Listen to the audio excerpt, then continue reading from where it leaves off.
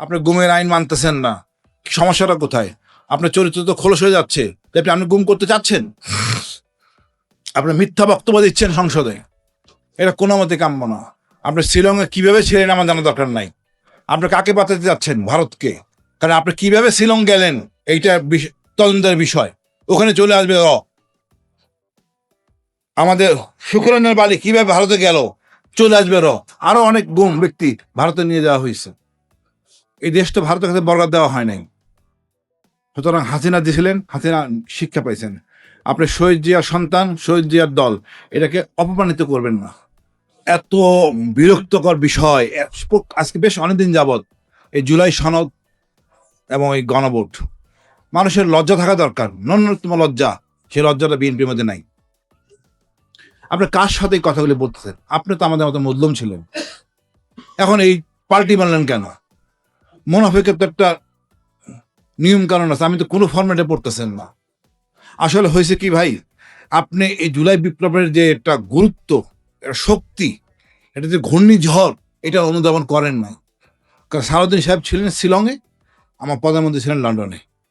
এর কি শক্তি, যারা ছিলেন এই এলাকায়, আমার মনে হয় সকল আমাদের অ্যাডভোকেটরা সুপ্রিম কোর্টের, এরা সবাই জানতেন এর কি ছিল এই জায়গাটা, শক্তিটা কত ভয়ঙ্কর ছিল। ওই সময় অনেক কিছু করা যাইতো, সেনাবাহিনীর নিয়ন্ত্রণে এনে এটাকে সহনশীল অবস্থায় রাখা হয়েছিল। আমি মনে করি সালাউদ্দিন সাহেব, আপনি বিএনপিকে ডুবাবেন না, এই দেশটাকে ডুবাবেন না, আপনি ভারতের কোলে আশ্রয় পাবেন না। হাসিনা এত শক্তি ছিল, কিন্তু লাভ হয় নাই। ভারতের থেকে শুরু করে সবকিছু এখানে ছিল। আমাদের ডিজি 5 জন সহ পড়াই গেছে, 2 জন জেনারেল মিসিং, সেনাপ্রধান মিসিং।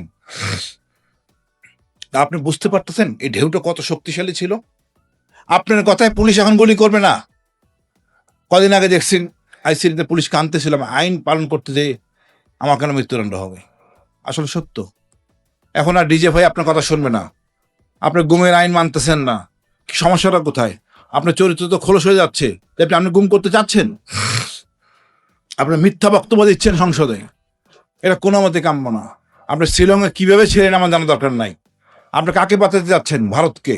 কারণ আপনি কিভাবে শিলং গেলেন এইটা তদন্তের বিষয়। ওখানে চলে আসবে আমাদের শুক্রানের বাড়ি কিভাবে ভারতে গেল, চলে আসবে আরো অনেক গুম ব্যক্তি ভারতে নিয়ে যাওয়া হয়েছে। এই দেশটা ভারতের কাছে বরবাদ দেওয়া হয় নাই। সুতরাং হাসিনা দিয়েছিলেন, হাসিনা শিক্ষা পাইছেন। আপনি শহীদ জিয়ার সন্তান, শহীদ জিয়ার দল, এটাকে অপমানিত করবেন না। আমি মনে করি আপনি জনগণের সাথে থাকেন, এই যে অঙ্গীকার, এটা মেনে চলেন, এতে আপনার তো কোনো ক্ষতি নাই। আপনি কেন ফেতিস্ট হবেন? এই চেতনাটাই তো খারাপ।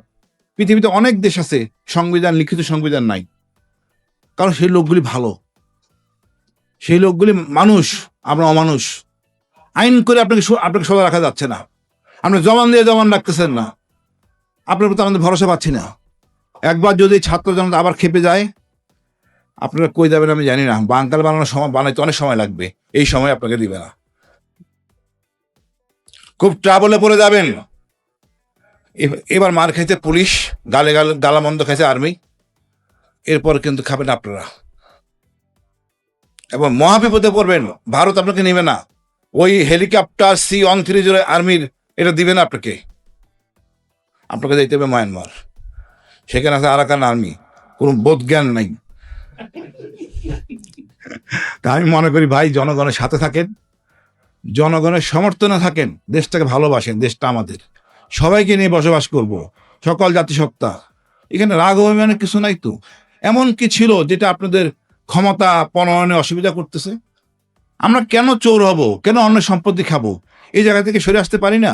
আমার ধর্ম মুসলমান বলি, কিন্তু কাজকর্ম করতেছি যেন কোনো ধর্ম ফরম্যাটে পড়ে না। আজব এক জাতি আমরা, মানে আমরা চট থাপ্পড় না খেলে আমরা সোজা হই না। আমি মনে হয় এখন অনেক সময় আছে, এই খালেদা জিয়ার বিএনপি, শহীদ জিয়ার বিএনপিকে অপমানিত করবেন না। আমি প্রধানমন্ত্রীকে বলবো, আপনি নিজ উদ্যোগে দায়িত্ব হাতে নেন, আমার মনে অনেক ভালো চালাতে পারবেন। কিন্তু এই সালাউদ্দিন সাহেব আপনাকে ডুবাচ্ছে। আমি জানি না, হয়তো কমিটমেন্ট ছিল ভারতের কাছে, হাতের প্রেক্ষিতে আপনারা আবল তাবল বকতেছেন। আপনারা দেখতেছেন আমরা চিৎকার করতেছি, পরে হয়তো সোজা হয়ে আসবেন। আমি এই সহজ সমীকরণে আপনাদেরকে আমি ছাড় দেই, বাট বেশি দেরি করেন না, তাহলে আপনাদের জন্য সমস্যা হয়ে যাবে। আর জনগণ একবার খেপে গেলে আর থামানো সম্ভব না।